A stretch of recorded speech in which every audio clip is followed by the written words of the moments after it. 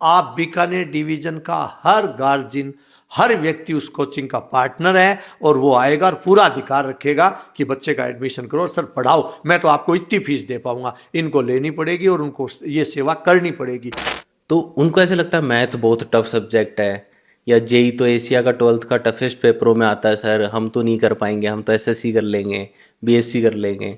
बच्चे को केवल कैसा ही क्लासरूम हो, बच्चे को चाहिए पढ़ाने वाले लोग अच्छे, जो बच्चे की मॉनिटरिंग भी कर सके और बच्चे का कॉन्सेप्ट फाउंडेशन मजबूत कर सके और सब्जेक्ट के बारे में उसको डीपली ऐसा नॉलेज दे सके, बच्चे की झिझक निकाल सके, और वो ये टीम कर सकती है। लेकिन जहाँ पे बोर्ड क्वेश्चन पूछना बंद करता है, ठीक है ना, वहाँ से नीट क्वेश्चन पूछना स्टार्ट करता है। तो हमें वो पॉइंट्स पता है कि कहाँ से नीट क्वेश्चन पूछेगा। वो 30-40 लोग एक साथ टूट कर दूसरी जगह चले जाते हैं, कैंपस लोग तैयार करके दे देते हैं। तो सीकर से गुरुजी अब के करा, वह तो मास्टर पढ़ानिया भिन्ने चलिया गया, अब बच्चों कोचिंग में है, वह डायरेक्टर साहब भी नहीं आ रख रहे हैं, वह भिन्ने जा रहे हैं।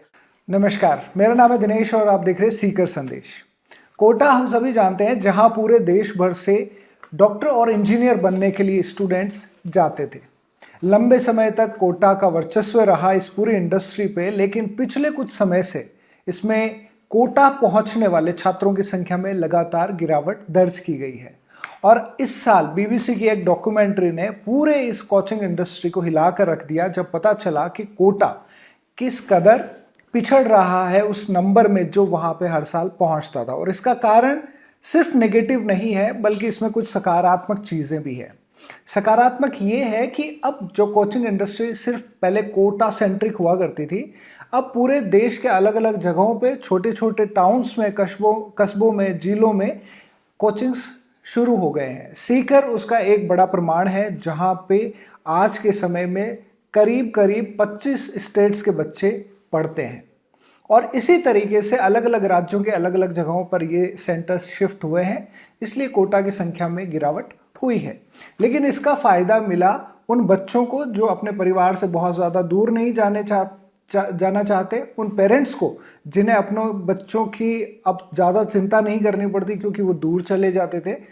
ये सब चीज़ें हुई है पिछले कुछ समय में। और आज हम मौजूद हैं तारानगर में, चूरू जिले का एक टाउन है जहाँ पे टैगोर साइंस स्कूल पिछले लंबे समय से काम कर रही है और साइंस में बहुत अच्छे रिजल्ट्स देते आ रहे हैं। मतलब एक तरीके से अगर हम बीकानेर, चूरू इस तरफ के रीजन की बात करें तो तारानगर को पहचान देने में टैगोर ने बहुत बड़ी भूमिका निभाई है। और आज हमारे होने का यहाँ कारण यही है कि टैगोर अब एक नई पारी की शुरुआत कर रहा है टैगोर कैरियर इंस्टीट्यूट के रूप में। और आज हमारे साथ जो लोगों को आप देख रहे हैं, ये टैगोर कैरियर इंस्टीट्यूट के प्रमुख एचओडीज हैं, जो इस इंस्टीट्यूट के माध्यम से इस पूरे रीजन के साथ साथ दूर दराज के बच्चों को भी डॉक्टर और इंजीनियर बनाएंगे आने वाले समय में। लेकिन ये कैसे होगा, ये क्यों हुआ और इसकी प्रेरणा क्या थी, अब ये काम कैसे करेंगे, ये सब चीज़ों के बारे में आज हम इस इंटरव्यू के माध्यम से बात करेंगे और आप तक वो सारी जानकारी पहुंचाने की कोशिश करेंगे जिसकी ज़रूरत आपको अपने बच्चों के भविष्य को बेहतर बनाने के लिए है। चलिए सबसे पहले परिचय हो जाए, स्वागत करिए सभी लोगों का। हमारे साथ हैं पवन कुमार गर्ग सर, आप एचओडी हैं फिजिक्स के।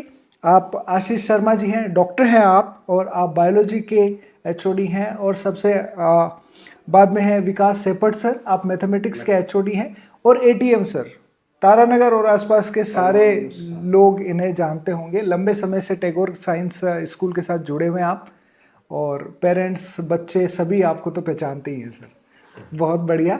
तो हम सर सबसे पहले आपसे बात करते हैं। आपको बहुत लंबा एक्सपीरियंस है, करीब 27 साल का एक्सपीरियंस है।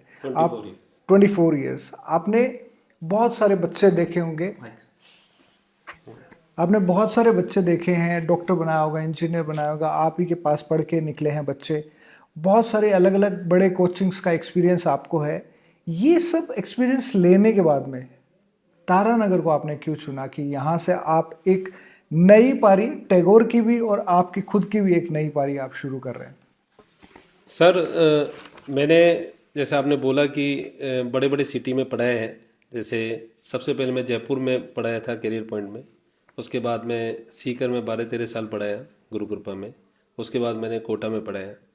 लेकिन मेरा हमेशा एक सपना रहा है कि मेरा अपना इंस्टीट्यूट हो। मेरे अपने गोल्स रहे हैं कि मैं बच्चों को वहाँ पर रहकर मैं टीचिंग और डाउट सॉल्विंग के अलावा कुछ नहीं करा पाता था। ओके। मेरा हमेशा सपना रहा है कि उसके अलावा भी बच्चे को बहुत चाहिए। हम क्लास में सब टीचर पढ़ाकर आ जाते हैं, लेकिन उसके बाद बच्चे की जो मॉनिटरिंग होती है वो इस पद पर ही रहकर हो सकती है यदि मैं एक खुद ओन करता हूँ इंस्टीट्यूट को। तो इसलिए मैंने अपना इंस्टीट्यूट ओपन करने का सोचा तारानगर में। तारानगर में हम 1 महीने पहले ही आए थे यहाँ पर। ओके। तो हम यहाँ के स्टूडेंट से मिले तो हमने ये देखा कि तारानगर में कोई ऐसा प्लेटफॉर्म नहीं है जो नीट और आईटी की तैयारी कराए। यहाँ के स्टूडेंट से जब हम मिले तो हमने देखा उनमें वो पोटेंशियल है, उनमें मतलब इतना अच्छा ब्रेन है, इतने अच्छे परसेंटेज उनके आते हैं बोर्ड एग्जाम में, तो उनको भी एक तैयारी करने के लिए एक अच्छा प्लेटफॉर्म मिले। वो प्लेटफॉर्म प्रोवाइड करने के लिए तारानगर में आए। तारानगर में आप आए और इसका फ़ायदा यहाँ के बच्चों को मिलेगा, ये बहुत अच्छी बात है। लेकिन हमने कोटा से शिफ्ट की बात तो करी, लेकिन क्या आपको लगता है कि पेरेंट्स तारानगर जैसी स्मॉल टाउन जगह पे अपने बच्चों को भेजना चाहेंगे? क्योंकि पेरेंट्स के मन में भी जो बहुत बड़े बड़े इंस्टीट्यूट्स के एडवर्टीजमेंट होते हैं, शायद उन्होंने ये भर दिया होगा कि जब तक आप किसी बड़े इंस्टीट्यूट में जो जहाँ पे चीज़ें ग्लैमराइज करी जाती है वहाँ तक आप नहीं पहुँचोगे तो आपके लिए डॉक्टर इंजीनियर बनना मुश्किल होगा। तो आपको क्या लगता है, आप यहाँ 1 महीने आए, बच्चों से मिले होंगे, पेरेंट्स से मिले होंगे, क्या लगता है आपको? हाँ, ये आपकी बात सही है बिल्कुल कि पेरेंट्स को ये समझना पड़ेगा, फेथ करना पड़ेगा। जिस तरीके से हम अपनी अच्छी एक जॉब छोड़ के आए हैं तो उनको एक बार हम पर फेथ जरूर करना पड़ेगा और हम उसमें ज़रूर सफल होंगे। आप बड़े इंस्टीट्यूट्स में पढ़ा है, उसके 2 चीज़ें होती है कि एक तो आपको एक्सपीरियंस तो मिलता ही है और एक ये होता है कि आपकी खुद की जो लाइफस्टाइल है आप उसके एक आदी हो जाते हैं कि आपको बहुत अच्छी चीज़ें मिल रही है, बहुत अच्छा पैसा मिल रहा है। जब आप यहाँ आ गए हैं तो शहर भी छोटा है और अभी आपको मेहनत भी बहुत ज़्यादा करनी पड़ेगी, तो आप अपने पूरे वो लाइफस्टाइल को चेंज करके उस मेहनत के लिए एक बार फिर से तैयार हैं? देखो सर, पहली बात तो हम मॉनिटरिंग पर्पस से यहाँ पर नहीं आए, पैसे के पर्पस से नहीं आए। पैसा यदि हमारा टारगेट होता तो हम वो जॉब नहीं छोड़ते। राइट। जैसा मैंने आपको पहले बोला कि मेरा हमेशा सपना रहा है कि मैं बच्चों को टीचिंग के अलावा उनको प्रॉपर मॉनिटरिंग भी करूं, पूरी गाइड करूं, जो जॉब में रहते हुए नहीं कभी भी पॉसिबल नहीं हो पाया या ऐसा वहाँ पर नहीं मिला कि वहाँ पर हम बच्चों की मॉनिटरिंग भी कर सकें, फीडबैक भी ले सकें, जो यहाँ पर हम कर सकते हैं। अच्छा, जब आप अपने एक्सपीरियंस की हम बात कर रहे हैं कि जो इंस्टीट्यूट्स में आपने पढ़ाया, जी, आप जिस चीज़ पे एम्फेसाइज कर रहे हैं, क्या ऐसी चीज़ें जब आप पढ़ाते हुए बच्चों को आपको लगता है कि मैंने अपना सब्जेक्ट तो अच्छे से पढ़ा दिया, लेकिन अगर मेरे हाथ में सारी चीज़ें होती तो मैं और कुछ अच्छा कर सकता था? वो क्या है जो आप वहाँ नहीं कर पाए और यहाँ आप कर पाएंगे? सर वहाँ पर हम क्लास लेते थे, उसके बाद डाउट काउंटर पे बैठते थे और उसके बाद पेपर्स वगैरह बनाते थे। लेकिन जो बच्चों में मैंने देखा कि जो बच्चे वीक रहते हैं, जो बैक बेंचर्स होते हैं, जो पढ़ाई में ध्यान नहीं दे पाते हैं, उनको एक प्रॉपर गाइडेंस की ज़रूरत है, जिनकी प्रॉपर एक काउंसलिंग होनी चाहिए। उसके लिए मेरे पे प्रॉपर टाइम होनी चाहिए, मेरे पास पावर्स होनी चाहिए कि मैं बच्चे से, उसके पेरेंट्स से कभी भी उनको बुलाकर बात कर सकूं या उसको प्रॉपर गाइड कर सकूं। गाइड तो वहाँ भी करते थे, लेकिन वहाँ पर ऐसा कोई राइट नहीं था कि भाई हम पेरेंट्स को भी बुला सकें, उनके सामने कुछ बात कर सकें, उसकी कोई समस्या है उसका मतलब सॉल्व कर सकें, उसको सॉल्व नहीं कर पाते थे। बच्चे जब कोचिंग में आते हैं तो सब यही सोच के आते हैं कि हमें डॉक्टर बन जाएंगे, हम इंजीनियर बन जाएंगे, लेकिन सब तो सफल नहीं हो पाते। सफलता का जो रेशियो है वो बहुत ही कम है, डॉक्टर्स में काफ़ी कम है, इंजीनियर में और भी कम है। आप क्या मान के चल रहे हैं कि इसमें क्या वजह है? क्या एक तो स्टूडेंट्स बहुत ज़्यादा आ रहे हैं, या पढ़ाई बहुत टफ है, या स्टूडेंट्स एक्चुअल में वो पोटेंशियल रखते ही नहीं है कि वो डॉक्टर इंजीनियर बन जाए? क्या कारण आपने महसूस किया? विकास सर, आप बता, आशीष सर आप बता दीजिए। बिल्कुल। नमस्कार सर। हाँ, सबसे पहले तो सर एक्चुअली क्या है कि बच्चों का अपनी ये जो क्राइटेरिया देख रहे हैं कि आप कह रहे हैं कि बच्चों की इतने सारे हैं, कंपटीशन इतना ज़्यादा है। मेरा मानना तो ये है एक्चुअली सर कि एग्ज़ाम जो है ना वो बहुत टफ है, ठीक है ना। बच्चों को ऐसा लगता है, लेकिन रियलिटी इससे दूर है बिल्कुल। अच्छा, एग्ज़ाम की प्रिपरेशन टफ है। एग्ज़ाम हमेशा इजी होता है, चाहे आप कोई भी पेपर उठा के देख लो, चाहे नीट का या जेई का पेपर का आप सोल्यूशन देखोगे ना, तो रियलिटी में लगता है कि अपनों ने पढ़ा हुआ है, ये अपनों ने पढ़ा हुआ है। लेकिन जो अपनी प्रिपरेशन है उसके लिए पूरा 1 साल चाहिए होता है। जैसे मान लो कि अगर कोई 11th का बच्चा है तो उसको 11th 12th पूरे 2 साल चाहिए होते हैं। लेकिन अगर मान लो कोई 12th कर चुका है तो उसके बाद वो 1 साल में भी सेलेक्ट हो जाता है। तो इसका मतलब उसकी जो प्रिपरेशन है ना, वो टफ है एक्चुअली में, ना कि एग्ज़ाम। तो प्रिपरेशन को आसान कैसे बनाएंगे आप और आपकी टीम यहाँ तारानगर में रह के? हाँ, यही एक बात है कि हम कैसे आसान करेंगे। एक्चुअली क्या है कि हमने काफ़ी इंस्टीट्यूट में पढ़ाया हुआ है, इतना एक्सपीरियंस हमें हो चुका है कि एग्ज़ाम में क्वेश्चन पूछा कहाँ जाता है। जैसे यहाँ पे तारानगर हमने नोट किया कि यहाँ पे बोर्ड की प्रिपरेशन चल रही है, सारे लगभग बोर्ड की तैयारी कर रहे हैं।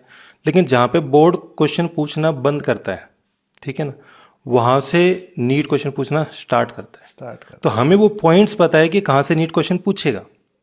ओके, हाँ, जैसे कोई भी अपने टॉपिक भी ले लें तो उसमें से भी अपने देखेंगे ना। जैसे मान लो बोर्ड का कोई एक एग्जांपल ले लें अपने, तो बोर्ड में जैसे कोई बायो के अंदर बात करूँ मैं, तो जैसे मान लो कोई टॉपिक है रिप्रोडक्टिव सिस्टम है, तो उसमें शुरुआत में मेल रिप्रोडक्टिव सिस्टम पढ़ाया, तो वहाँ पे बोर्ड के अंदर क्या वो उसकी स्ट्रक्चर वगैरह पूछ लेंगे।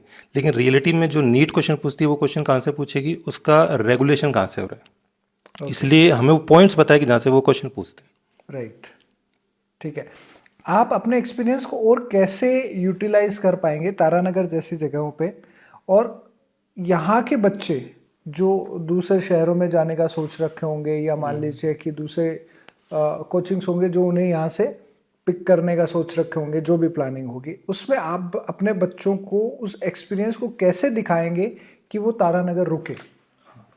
एक्चुअली क्या है कि तारानगर में मैंने जो बच्चों से बात की, तो बच्चों का यहाँ पे क्राइटेरिया ये रहता है कि पहले वो 11th करेगा, फिर 12th बोर्ड करेगा, और जब बोर्ड कंप्लीट हो जाएगी तो किसी दूसरी जगह पर जाकर, जैसे सीकर या कोटा जगह जाके वहाँ पे वो तैयारी करेगा और तब जाके सेलेक्ट होगा। ठीक है, यानी ये तो श्योर है कि उसका 12th के साथ तो सिलेक्शन नहीं होगा, ये श्योर है। और वहाँ पे भी जाता है तो 1 साल वो देखता है कि यहाँ पे इतनी भीड़ है, और इतनी भीड़ को देखते हुए फिर देखता है कि अपना सिलेक्शन होगा नहीं होगा, तो इस चक्कर में थोड़ा डिप्रेशन में भी रहता है कई बार। सेटल होने में हाँ, सेटल होने में टाइम लगता है, क्योंकि एक नया इन्वायरमेंट देखता है। जबकि हमारा टारगेट ये है कि हम चाहते हैं कि बच्चा 12th के साथ ही सिलेक्ट हो। हमारा ये टारगेट नहीं कि बच्चा 1 साल या 2 साल या 3 साल बाद सिलेक्ट हो, वो 12th के साथ सिलेक्ट हो। और 12th के साथ सिलेक्ट होने का आपको पता है कि 11th से ही तैयारी उसको शुरू करनी पड़ेगी।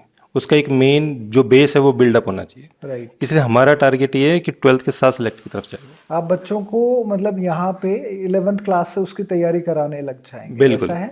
बिल्कुल। ओके, लेकिन यहाँ पे एक सवाल उठता है कि बच्चों को ये समझने से पहले कि उन्हें करना क्या है, आप उन्हें पुश करते हैं डॉक्टर या इंजीनियर बनने के लिए। कैरियर काउंसलिंग यहाँ पे एक मेजर रोल प्ले करती है। इसको आप कैसे देखेंगे कि स्कूल से अगर बच्चों को आपको डॉक्टर या इंजीनियरिंग में लाना है तो क्या आपके लिए उसके लिए कोई काउंसलिंग सेशन रखेंगे? कैसे आप बताएंगे बच्चों की कि आपके पास इतने सारे ऑप्शन हैं, उसमें से अगर आप ये 2 चूज करने हैं तो हम आपको हेल्प करेंगे? देखो, वैसे हर बच्चे का एक अलग सपना होता है। बिल्कुल, कि भी कोई चाहता है कि मैं डॉक्टर बनूं, कोई चाहता है मैं इंजीनियर बनूं, कोई चाहता है कि मैं आईएएस वगैरह बनूं। तो आप किसी भी तरफ जाओगे ना तो उसको कंपटीशन फाइट करना पड़ेगा। डेफिनेटली। अब मैं ये नहीं कह रहा है कि भी कंपटीशन वो नीट के लिए तैयारी करे या जेई के लिए तैयारी करे, पर उसको एक कंपटीशन को सीखना पड़ेगा कि कंपटीशन की रियलिटी में तैयारी कैसे होती है। क्योंकि बच्चे का मेरे ख्याल से लाइफ का पहला ये कॉम्पिटिटिव एग्जाम होता है, इससे पहले उसने कोई कॉम्पिटिटिव एग्जाम तो दिया नहीं होता। तो अगर अपने इसके हिसाब से प्रिपेयर रहे ना, तो बच्चा चाहे नीट या जेई में सेलेक्ट हो या ना हो, लेकिन उसको लाइफ जीना आता है। उसको पता चल जाता है कि मैं दूसरे किसी फील्ड में भी काम करूंगा तो मैं कैसे सेलेक्ट हो जाऊंगा, कम से कम वो ये सीख जाएगा। बिल्कुल, जैसे अभी सर से बात करी तो इन्होंने भी बताया कि कुछ ऐसी चीज़ें होती है जो आपके हाथ में नहीं होती, आप कर नहीं पाते। बिल्कुल, वो थोड़ा आपको भी लंबा एक्सपीरियंस है, 17 साल का आपका एक्सपीरियंस है, आपने भी बड़े इंस्टीट्यूट्स में काम किया है।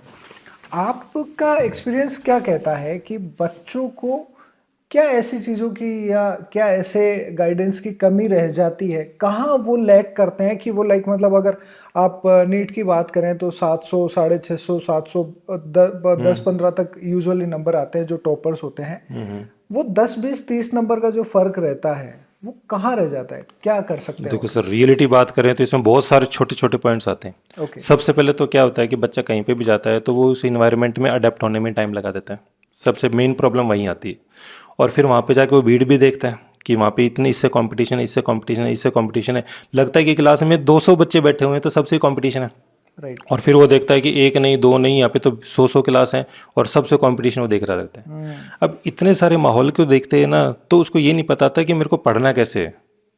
मेन प्रॉब्लम आती है उसको पढ़ने का मेथड ही नहीं पता। बच्चा क्या काम करता है, सर ने, टीचर ने क्लास ली, क्लास लेने के बाद उसने नोट्स पढ़े, आके थोड़ी हिम्मत हुई तो क्वेश्चंस भी कर लिए, बस इतना होता है। लेकिन हमारा फोकस यहाँ पे सिर्फ ऐसा ही नहीं है कि भी बच्चा सिर्फ क्लास अटेंड करे और क्वेश्चन करे, बात खत्म। बच्चे को रियलिटी में उस क्वेश्चन का फील भी आए कि वो क्वेश्चन को रियलिटी में ऐसा पूछा क्यों गया है और इसको सॉल्व कैसे किया जाए। जैसे मान लो एक एग्जांपल देता हूँ कि कोई भी क्वेश्चन आया, बच्चे का टारगेट क्या है, ये क्वेश्चन किया, इसका आंसर ये, बच्चे ने उस क्वेश्चन को सॉल्व करके छोड़ दिया। अब हम क्या सिखाते हैं कि ये आंसर तो ठीक है, लेकिन बाकी 3 आंसर जो हैं वो गलत कैसे हैं, ओके। ये भी सीखा जाए। यानी उसको रिजेक्शन भी आना चाहिए कि ये 3 पॉइंट गलत क्यों है। तो अगर ये सीखता है ना, तो अगली बार उस पॉइंट्स के ऊपर भी कोई क्वेश्चन आएगा ना, वो उसको भी सॉल्व कर देगा। उसको भी सॉल्व कर देगा। राइट। ये मेन फोकस रहता है। ओके। आपकी बात से मुझे ये समझ आया कि एक बच्चे के लिए सबसे सेफ सिचुएशन वो है कि जहाँ भी वो जिस स्कूल से पढ़ रहा है उसी स्कूल से उसको कोचिंग मिल जाए, बिल्कुल, और सीधा वो कंपटीशन फाइट करे, तो वो जो सेटल होने वाला फिनोमिना है वो खत्म हो जाएगा। हाँ, ये गैप है बड़ा बहुत। राइट। वो बड़े शहर में जाना और वो सब जो होता है वो स्कूल से ही अगर मिल जाए तो उसको वो दिक्कत नहीं होगी। हाँ, वो अपने घर से छोड़ के, एक्चुअली क्या है कि कभी कोई भी घर से छोड़ के बाहर जाता है ना, तो उसके कुछ दिन तो वैसे ही मन नहीं लगता। बिल्कुल सही। फिर खाने की प्रॉब्लम, रहने की प्रॉब्लम, फिर वो रह भी लेता है कि ज़बरदस्ती, फिर लगता है कि रूममेट के साथ कोई प्रॉब्लम होगी, कि रूममेट कोई प्रॉब्लम कर, अकेला रह रहा है तो अकेला बच्चा तो पता नहीं क्या क्या सोचता है आज के टाइम पे, आप ये भी जानते हैं। बिल्कुल सही बात है सर। और सर मैं एक बात ऐड करना चाहूँगा उसमें। श्योर। रियल में ये होता है, जैसे हम सीकर में पढ़ाते थे, कोटा में पढ़ाते थे, हम क्लास लेकर आ गए, हर जगह क्लास होगी, जैसे हम यहाँ जैसे पढ़ाएंगे वहाँ पर भी क्लास होगी, बच्चे का टेस्ट भी हो गया, डाउट काउंटर भी हो गया। बट रियल में बच्चा, बहुत सारा बच्चा ऐसा होता है क्लास में बैठता है बट उसका ध्यान कहीं और रहता है, डाउट काउंटर पे आता नहीं है, टेस्ट में उसके नंबर कम आते हैं। उस बच्चे की मॉनिटरिंग कहीं नहीं होती है रियल में। ओके।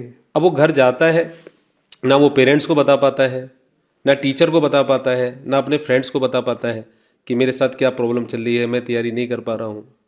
तो हमने ये मतलब सोचा है यहाँ पे कि क्लास जो बेस्ट साइजेज हों वो छोटे से छोटे हों, मतलब उसमें 50 स्टूडेंट्स मैक्सिमम हों एक बैच में, उससे ज़्यादा ना हो। और जो बच्चे इस टाइप से लैग कर रहे हैं, पढ़ाई में लैग कर रहे हैं, या हम पढ़ाते हुए हम ऑब्जर्व करते हैं उनको, तो उनको मतलब रेगुलर काउंसलिंग मिले, रेगुलर टीचर उनसे मिले, ताकि वो हेजिटेट ना करे अपनी प्रॉब्लम बताने में। जहाँ पे उसको एकेडमिकली कोई प्रॉब्लम आ रही है या वैसे नॉर्मल कोई प्रॉब्लम आ रही है, तो ऐसा कोई फेस नहीं करे वो। राइट। ठीक है। विकास सर से बात करते हैं।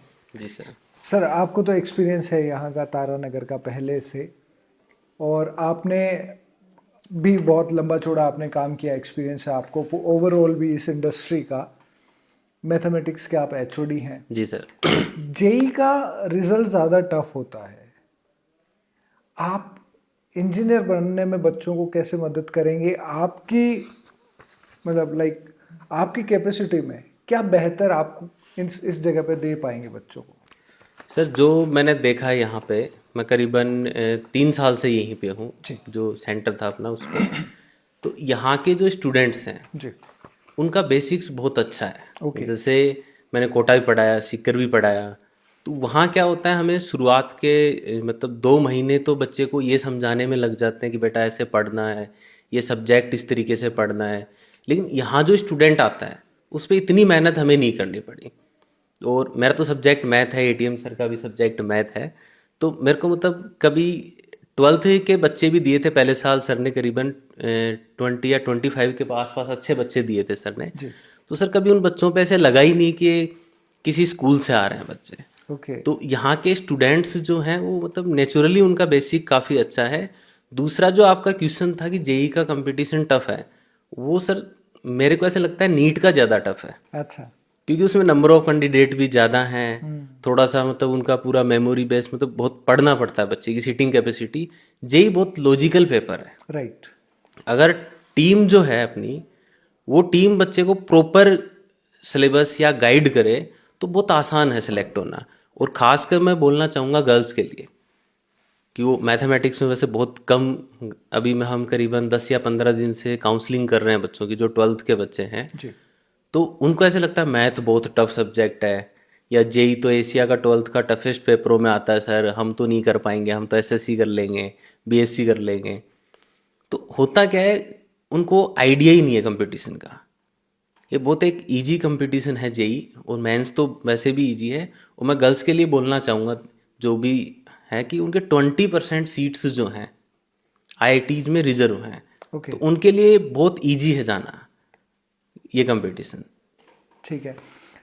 अब गर्ल्स की आपने बात करी, यहाँ की बात करी, लेकिन जेई हो चाहे नीट हो, जी कुछ ना कुछ फैसिलिटीज तो बच्चों को चाहिए होती है, कि चाहे वो तारानगर में पढ़े, चाहे सीकर में पढ़े, चाहे कोटा पढ़े।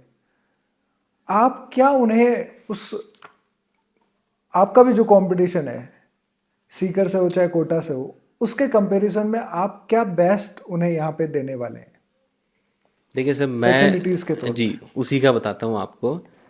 मैं एक बहुत बड़े ऑर्गेनाइजेशन का मतलब फंक्शनल टीम मेंबर रहा, ठीक है, और यदि अपन देखें तो जो बेसिक फैसिलिटीज़ हैं बच्चे को जो चाहिए, वो सर ना एसी चाहिए बच्चे को, हालांकि हम प्रोवाइड करवा रहे हैं, ओके, ठीक है, ना ही उसको कोई ऐसे बहुत सजे धजे क्लासरूम चाहिए। उसको सबसे जो बेसिक चीज़ ज़रूरत है वो उसका होना चाहिए स्टडी मटेरियल बहुत अच्छा हो, ओके, उसका टीचर बहुत अच्छा हो जो उसको पढ़ा सके, जो बच्चे के डाउट्स हैं कंसेप्ट्स हैं वो क्लियर कर सके। ठीक तो है, ये उसकी बेसिक फैसिलिटी मैं मानता हूँ सर। देखो ये मेरा बहुत हो अच्छी सकता है बात मेरा है। पर्सनल नज़रिया हो, वो बच्चा इवनिंग में आए तो उसका जो पढ़ाने वाला टीचर है वो ही उसको टाइम दे। अभी आप एक सर से क्वेश्चन पूछ भी रहे थे कि मतलब तारानगर पेरेंट्स जो हैं क्यों मतलब ये चीज़ एक्सेप्ट करेंगे कि इतनी छोटी सी जगह जाके हम क्यों हमारे बच्चे को भेजें। इतने तो बड़े ब्रांड हैं जिनके मतलब सेलिब्रिटीज़ जो हैं वो ऐड कर रहे हैं। तो अगर आज मतलब सोशल मीडिया का ज़माना है सर, अगर आज भी देखोगे आप तो बहुत सारी कोचिंग्स जो हैं उनकी मतलब यूट्यूब पे बहुत सारे मतलब ड्रॉबैक्स हैं जो पेरेंट्स के सामने आ रहे हैं। मतलब जैसे मान लो अगर मैं खुद एक एज ए टीचर, बहुत सारे ऐसे इंस्टीट्यूट हैं जहाँ मेरे बच्चे को मैं मतलब लड़की तो बहुत दूर की बात है लड़के को पढ़ने नहीं भेजूँ सर। आप सोच के देखो सर कि 21 साल के बच्चे की 20-21 साल के बच्चे की मेंटरशिप जो मतलब 23 साल का टीचर कर रहा है, तो क्या मेंटरशिप कर रहा होगा। तो मतलब यहाँ ये सब चीज़ें पेरेंट्स को एक्सेप्ट करनी पड़ेंगी, और पेरेंट्स अगर हमें मौका देंगे, देखो पेरेंट्स के ही हाथ में है सब कुछ है। अच्छे बच्चे यदि हमें देते हैं तो मैं गारंटी लेता हूँ सर कोटा सीखकर कुछ नहीं है, उससे बेस्ट रिजल्ट दे के दिखाएंगे। बहुत अच्छी बात है सर, हमारी तरफ से बहुत शुभकामनाएं आपको। लेकिन आपने यहाँ एक शब्द इस्तेमाल किया, अच्छे बच्चे। ये अच्छे बच्चे से क्या आपका तात्पर्य है? जो ऑलरेडी टॉपर्स हैं या जो जिनका पढ़ाई के प्रति लगाव है, क्या? जी सर, देखो मैं बताता हूँ, वैसे तो दिमाग सब में सेम होता है पर ये मानते हैं, लेकिन कुछ बच्चे ऐसे होते हैं जिनके मतलब स्टार्टिंग से बेसिक्स जो है या कंसेप्ट जो है जिनका गोल फिक्स होता है, तो वो बच्चे अपना उसी के अकॉर्डिंग प्रिपरेशन कर रहे होते हैं। कुछ बच्चे ऐसे हैं जिन्होंने अभी तक डिसाइड तक नहीं किया कि हमें आगे जाके करना क्या है, तो उन बच्चों को हमें थोड़ा बेसिक पे काम करना पड़ता है, वो एक एवरेज स्टूडेंट हो गया। तो जिन बच्चों ने पहले से अपने इन सब्जेक्ट्स पे काम कर रखा है या अपने आगे गोल फिक्स हैं जिनके मतलब उनको इधर उधर सोचना ही नहीं है, तो उनको मैं अच्छे बच्चे में मतलब काउंट करके चल रहा हूँ। बाकी परसेंटेज के इनके बेसिस पे मैं काउंट नहीं कर रहा। ये तो हम सर से भी एटीएम सर से भी काफ़ी बार बात करते हैं कि सर 90+% जैसे बोलते हैं कि रट के ला सकते हैं, हम ऐसे बोलते हैं, कोचिंग वाले जनरली बोल देते हैं। ठीक है। लेकिन यहाँ पर उल्टा सीन है सर कि 100 मार्क्स लाना वो फिर रट के नहीं आ सकते। जैसे यहाँ मैं तो आके यहीं देखा है कि यहाँ कंपटीशन परसेंटेज का है ही नहीं। यहाँ तो ये होता है एटीएम सर बताते हैं इस बार मेरे इतने स्टूडेंट ऐसे मैथ में 100 में 100 है, केमिस्ट्री वाले सर का अलग कंपटीशन है कि मेरे 100 में 100 इतने हैं। कितने हैं, सही बात है। तो वो फिर इन्होंने कहीं ना कहीं उस बच्चे के बेसिक रहे होंगे अच्छे।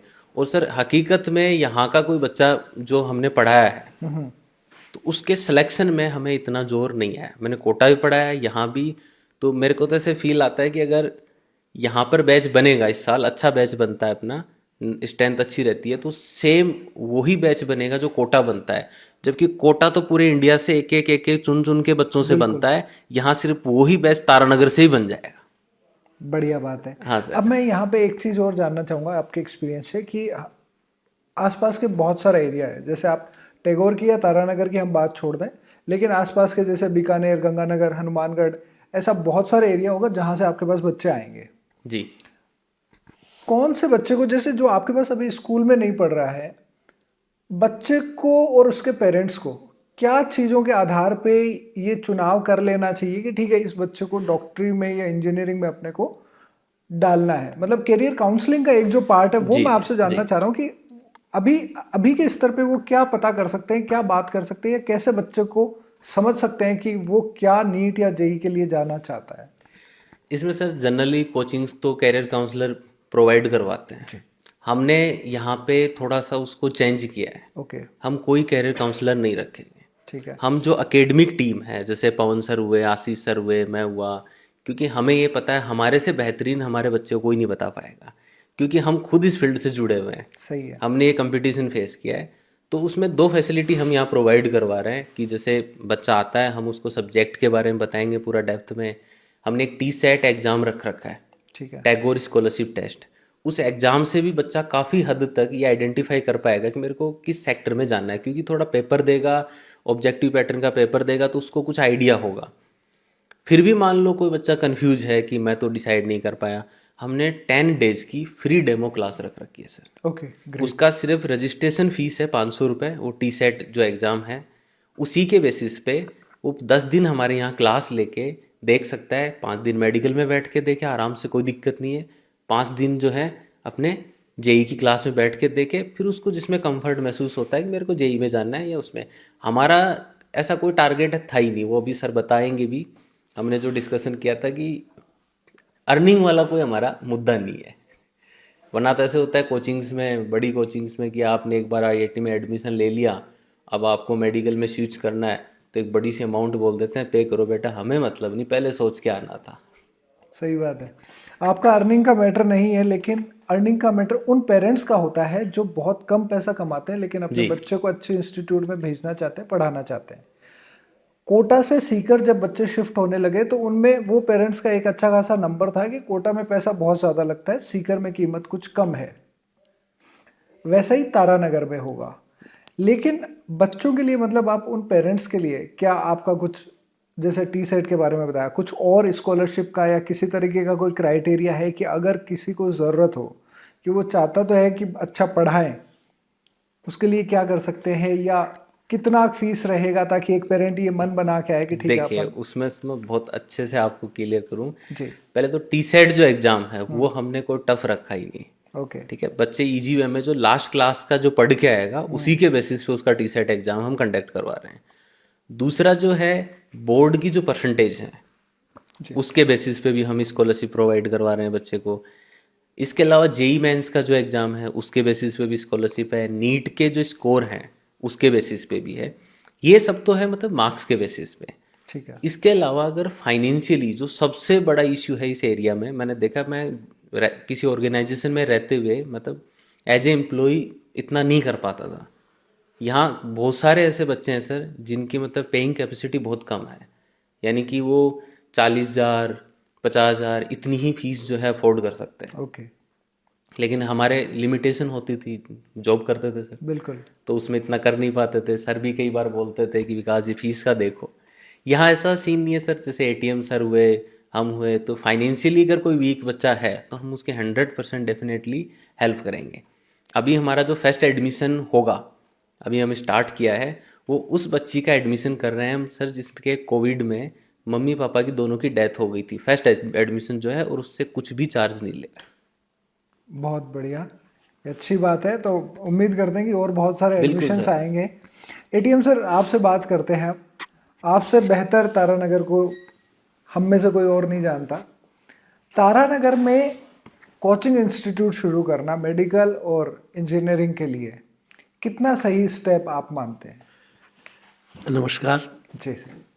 तारानगर के बारे में जैसे आपने कहा, मैंने तारानगर को इस एजुकेशन में 20 वर्ष दिए, टैगोर में अकेले में 20 वर्ष दिए। मैंने यहाँ 1 जुलाई 2005 से शुरू किया था 4 बच्चों से। जी, तो तारानगर में जब हमने ये शुरुआत की तो लोगों ने कहा क्या बात कर रहे हो आप, 11वीं 12वीं साइंस की निजी स्कूल, प्राइवेट स्कूल, संभव ही नहीं है, ये तो सीकर और झुंझुनू में संभव है, वहाँ तो सुना है हमने कि वहाँ चलती हैं।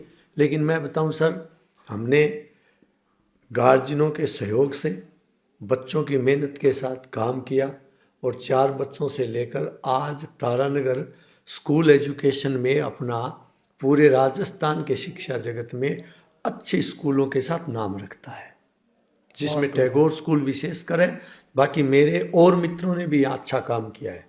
और मैं आपको बताऊं, तारानगर में हम तो 2 साल बाद में हैं, हमारे एक आदरणीय गुरुजी जिन्होंने तारानगर में 10वीं तक का निजी स्कूल खोला था, और वो जब राजकीय सेवा से सेवानिवृत्त होकर ये कार्य कर रहे थे, अपना पूरा जो राजकीय परिलाभ मिले उनको रिटायरमेंट पे, वो सब पूरा इन्वेस्ट किया।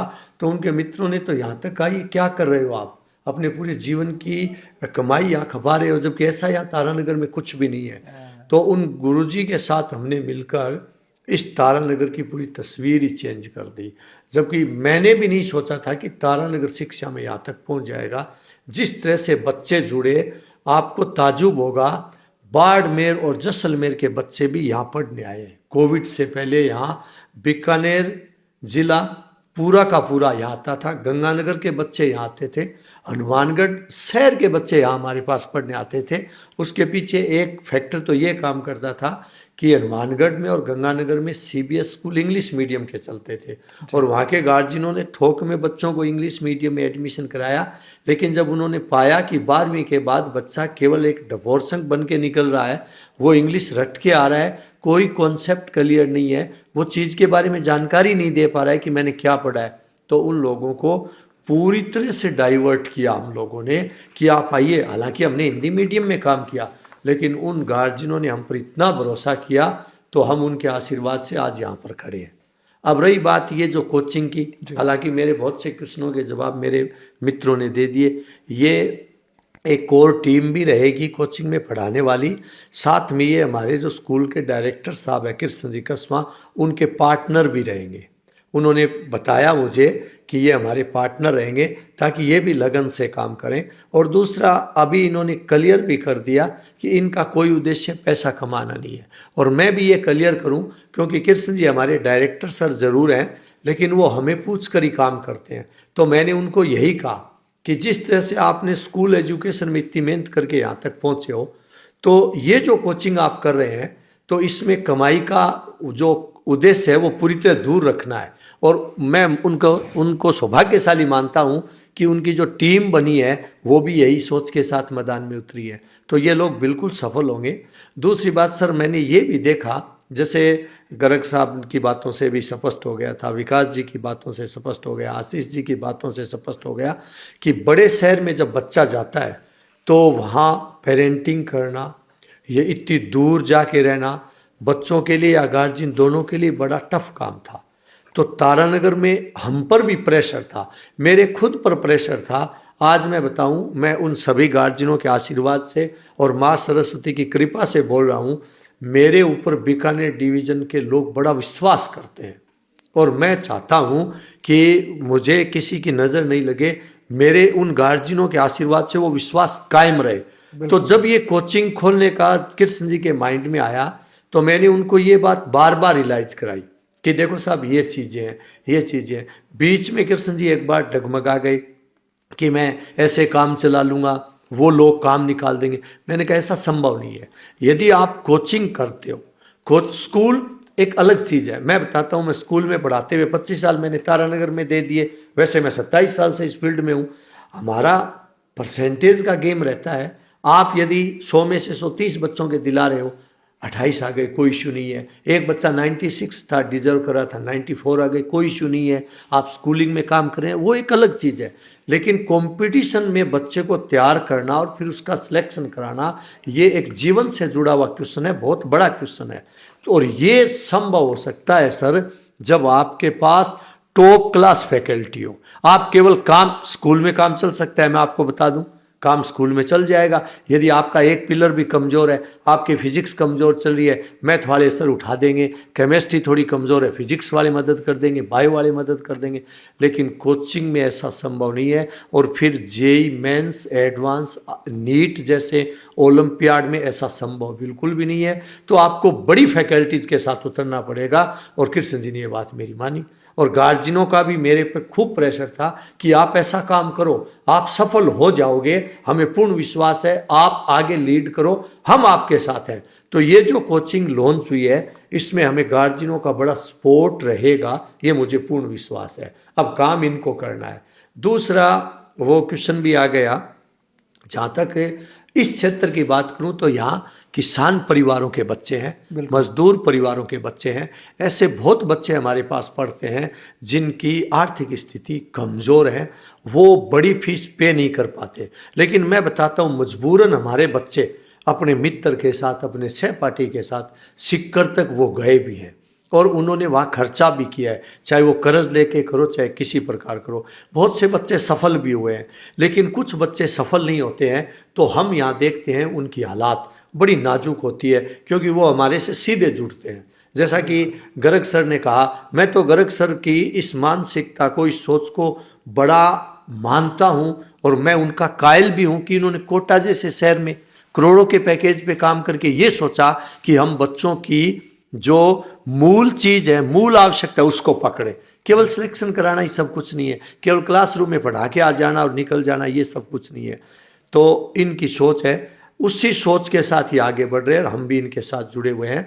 और जैसा कि टैगोर का काम है, तारानगर में और स्कूलें हैं जिन्होंने हमने मिलकर बड़ा अच्छा काम किया है। तो स्कूलिंग में जब हम इतना कुछ कर सकते हैं, और 2005, 6, 7 में तो केवल स्कूलें चलती थी, पूरे राजस्थान में मेरिट आती थी, तो नाम होता था स्कूल में, यहाँ पटाखे और ढोल होते थे, वो डीजे बजते थे।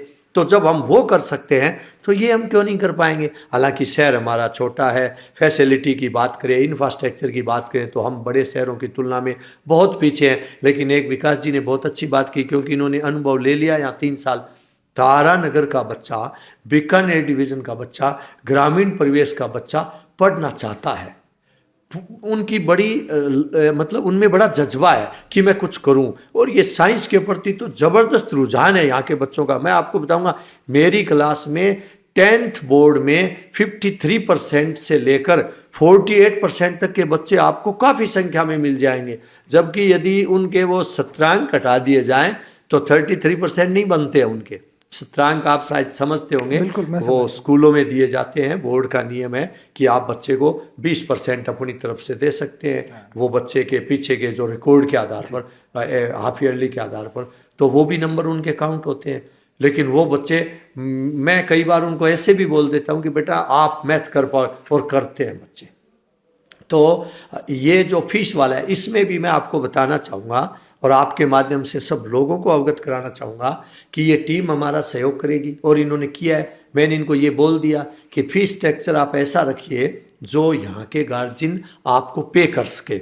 इन्होंने मेरी बात स्वीकार की। मैं आपको बड़े हर्ष के साथ बता सकता हूँ कि 12वीं के बाद टारगेट और लीडर जिनके नाम बताते हैं आप, उनकी औसत फीस यदि कोटा या सीकर की देखी जाए, दिल्ली की देखी जाए, जयपुर की देखी जाए तो 1,25,000 से ऊपर है, जबकि इन्होंने 90,000 रखी है वो फीस।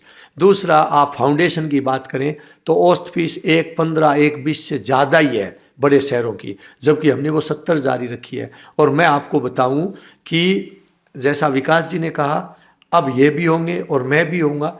मेरा तो एक ही राय है, मैं जब भी कई फंक्शनों में जाता हूँ, बच्चों को और उनके गार्जियनों को यही कहता हूँ कि आपका बच्चा पढ़ना चाहता है तो हम शिक्षा से जुड़े हुए लोग हैं, और तारानगर एक छोटा सा कस्बा है, तहसील हेडक्वार्टर वहाँ बैठे हैं, तो हमारी जिम्मेवारी भी बनती है कि यदि जिस बच्चे की पढ़ने की इच्छा है और वो परिवार से फीस नहीं दे पा रहा है तो भी आप उसको पढ़ाइए। तो मैं तो पूरे अधिकार के साथ कहूँगा उन गार्जियनों को कि आइए, ये कोचिंग कृष्ण जी कस्बा या हमारे सामने बैठी कोर टीम की नहीं है, आप बीकानेर डिवीजन का हर गार्जियन, हर व्यक्ति उस कोचिंग का पार्टनर है और वो आएगा और पूरा अधिकार रखेगा कि बच्चे का एडमिशन करो और सर पढ़ाओ, मैं तो आपको इतनी फीस दे पाऊंगा। इनको लेनी पड़ेगी और उनको ये सेवा करनी पड़ेगी, क्योंकि आप कमाई की बात करें तो सब ने बता दिया, बड़े पैकेज के लोग यहाँ आए हैं, कमाने का उद्देश्य नहीं है, ये शिक्षा जैसा पुनीत कार्य इनको करना है और हमारे साथ जुड़ के करना है।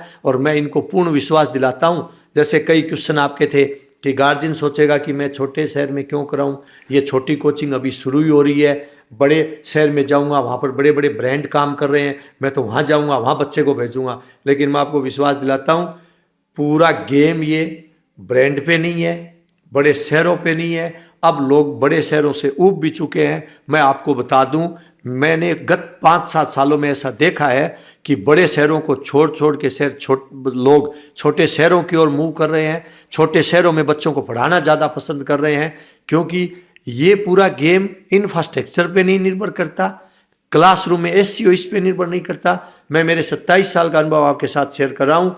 बच्चे को केवल कैसा ही क्लासरूम हो, बच्चे को चाहिए पढ़ाने वाले लोग अच्छे, जो बच्चे की मॉनिटरिंग भी कर सके और बच्चे का कॉन्सेप्ट फाउंडेशन मजबूत कर सके और सब्जेक्ट के बारे में उसको डीपली ऐसा नॉलेज दे सके, बच्चे की झिझक निकाल सके, और वो ये टीम कर सकती है। आप इनके अनुभव से पता कर सकते हो, इन्होंने बड़ी कोचिंग में बात है, ये बहुत ही अच्छी बात है। लेकिन फिर भी ये जानना जरूरी है उन्हीं पेरेंट्स के लिए, जब आपने उन्हें इतनी अच्छी बातें बता दी है और वो मान लीजिए मन बना लेते हैं कि यहाँ पढ़ाना है, तब बात आएगी कि एडमिशन करवाना है, एनरोल कराना है जी, वो कैसे होगा, क्या प्रोसेस होगा, कैसे वो जानकारी और ले सकते हैं अगर उन्हें कुछ भी पूछना करना है तो? मैं बताऊं, उनको यदि जानकारी लेनी है तो आजकल तो ये सोशल मीडिया का ज़माना है। पिछले 15 दिनों से पूरा हम तो सोशल मीडिया पे छाए हुए हैं।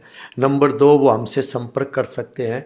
मेरे नंबर तो लगभग बच्चों के पास है, वो मेरे से संपर्क कर सकते हैं, कृष्ण जी से कर सकते हैं, स्कूल की विजिट कर सकते हैं। स्कूल और कोचिंग कैंपस आमने सामने है, आएंगे, मोस्ट वेलकम, हम पूरी जानकारी देंगे और एडमिशन में भी उनको कन्वर्ट करेंगे। और जो हमारे टैगोर का, हमारे गार्जियंस के आशीर्वाद से, माँ सरस्वती की कृपा से जो विश्वास है, वो विश्वास हम बरकरार रखेंगे। और हमने पहले भी, सर मैं आपको बता रहा हूँ आपके चैनल के माध्यम से, एक छोटी सी पहल की थी, लेकिन हम उसमें बीट हो गए। कारण था कि हम तो एक बिल्डिंग के किराएदार बन के रह गए, बिल्डिंग किराए पे मानी गई, वो पूरा सिस्टम कोटा से हैंडल हुआ और वो हमें समझ में आया नहीं। कोटा से जब सिस्टम हैंडल हुआ तो हमारे पास कोई अधिकार ही नहीं थे बच्चे की समस्या सोल्व कर पाए, उसमें हम थोड़े से पिछड़ गए। लेकिन अब की बार पूर्ण विश्वास दिलाता हूँ, पूरे क्षेत्र को विश्वास दिलाता हूँ, पूरे बीकानेर डिवीजन को विश्वास दिलाता हूँ, और वो लोग जो जिनके बच्चे हमारे पास पढ़कर चले गए और बच्चे पढ़ने के लिए आ रहे हैं और हमसे जुड़ेंगे, उन सबको मैं पूर्ण विश्वास दिलाता हूँ कि ये टीम और वो जो हमारा विश्वास है वो बरकरार रहेगा। और ये टीम, एक भी जीवंत क्वेश्चन उठता है कि आजकल सर हम क्या देख रहे हैं कि बड़े शहरों में कोचिंगें टूट रही है, आपके पास हजारों की संख्या में बच्चे हैं, तो ये तो स्वाभाविक बात है कि 500 के आसपास तो आपको फैकल्टी टीम भी रखनी पड़ेगी, और ज़्यादा में नंबर्स में भी टीम है वहाँ पर। वो 30-40 लोग एक साथ टूट कर दूसरी जगह चले जाते हैं, कैंपस लोग तैयार करके दे देते हैं।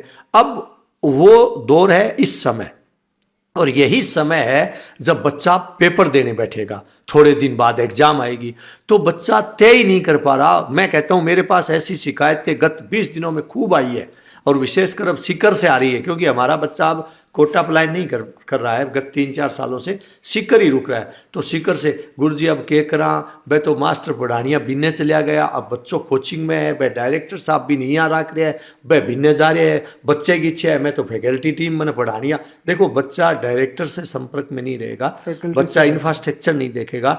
बच्चे को यदि लग गया कि ये जो पढ़ाने वाला आदमी जिसके हाथ में चौक है ये मेरे प्रति समर्पित है और इसके भाव ये है कि मैं सफल हूँ, वो उनके साथ जाएगा। लेकिन असमंजस की स्थिति बन जाती है तो वो यहाँ बिल्कुल नहीं होगी तारानगर में। और इस टीम को हमने जोड़ा है तो लंबे टाइम के लिए जोड़ा है। इनको हमने ये कह दिया आपकी कोचिंग है, हम तो केवल आपको जो संसाधन है वो उपलब्ध करा देंगे और बच्चों के रूप में कच्चा माल उपलब्ध करा देंगे, तैयार आपको करना है। हमारा विश्वास जो है वो बरकरार रहना चाहिए इस बीकानेर डिवीजन में। बहुत बढ़िया सर, बहुत बढ़िया। आखिरी सवाल सर पवन सर आपसे है, एक बार वापस से घूम के आते हैं कि कोचिंग शुरू भी कर लिया, बच्चों के एडमिशन्स भी आ गए, रिजल्ट भी आपने दे दिए, हम ये मान के चलते हैं कि सब ठीक है। लेकिन आप अपने आप को और अपने कोचिंग को अगले 5 साल में, 10 साल में आप कहाँ देखते हैं, ताकि हम ये समझ सकें कि आपके साथ साथ में तारानगर का और तारानगर के कोचिंग फ्रेटर्निटी का भविष्य क्या है, जिसके आधार पे पेरेंट्स ये सोचे कि हाँ ठीक है, तारानगर का भविष्य सुरक्षित है, हम अपने बच्चों को तारानगर भेज सकते हैं। सर, अभी हमारा सिर्फ यही गोल है कि यहाँ जब बच्चा पढ़ाई करे नीट या आईआईटी की, तो उसको 3 सब्जेक्ट मेनली पढ़ने होते हैं नीट और आईआईटी में। जैसे जेई में बात करें तो मैथ, फिजिक्स और केमिस्ट्री। केमिस्ट्री में 3 पार्ट होते हैं। तो उसको जो भी टीचर मिले, जो भी टीचर उसको पढ़ाने जाएं, सभी टीचर सिंसियरली क्लास में पढ़ाएं, ना कि फीडबैक के लिए पढ़ाएं। उनका मतलब पूरा फोकस ये होना चाहिए सब्जेक्ट के ऊपर, ये नहीं कि क्लास में जाके जोक सुना रहे हैं। उनका पूरा फोकस पढ़ाई पर होना चाहिए, पूरी क्लास पढ़ाई में निकलनी चाहिए। अब यदि हम इस तरह से चलेंगे तो मैं ये देखता हूँ कि हमारे पास स्टूडेंट्स की संख्या बढ़ेगी। हमारे पास अभी तारानगर से स्टूडेंट आएगा, आसपास से भी आएगा, बट दूर दूर से भी आ सकता है। उसमें तारानगर का तो विकास होगा ही होगा, और यहाँ का इंफ्रास्ट्रक्चर भी डेवलप होगा। यहाँ के लोगों की लाइफ भी, जैसे अभी कुछ दिन पहले यहाँ पे इंस्टीट्यूट खुला था, तो यहाँ पे इंफ्रास्ट्रक्चर में काफ़ी डेवलपमेंट हुआ। तो ओबियसली यदि यहाँ पे ही उनको एक ऐसा सेंटर मिलेगा जहाँ जो कोटा में, दिल्ली में, सीकर में मिलता है, यहाँ पर इस टाइप का एक प्लेटफॉर्म मिल जाएगा, तो ओबियसली यहाँ के लोगों के लिए भी एक जॉब अपॉर्चुनिटीज़ क्रिएट होंगी, और ज़्यादा जॉब अपॉर्चुनिटीज़ क्रिएट होंगी, और ओवरऑल डेवलपमेंट होगा। ये बहुत अच्छी बात है। और मैं आप पेरेंट्स को बता दूं कि इतने बातचीत के बाद में जब आपको ये महसूस होता है कि हाँ ये एक अच्छी जगह है जहाँ पे हम अपने बच्चे को भेज सकते हैं, उसको पढ़ा सकते हैं, तो लेकिन इसके बावजूद भी अगर आपका कोई सवाल हो, कुछ आपकी शंकाएं हो, तो आप नीचे दिए गए फ़ोन नंबर पे संपर्क कर सकते हैं, दिए गए एड्रेस पे आके आप विजिट कर सकते हैं, कैंपस देख सकते हैं, फैकल्टीज़ से मिल सकते हैं।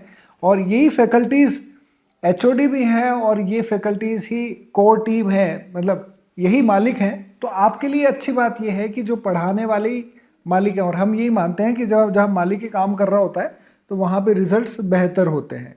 और कोई कितना भी बड़ा कोचिंग हो, उनकी शुरुआत यहीं से हुई है कि उनके भी मालिक किसी दिन पढ़ा ही रहे थे। तो ये एक अच्छी बात है।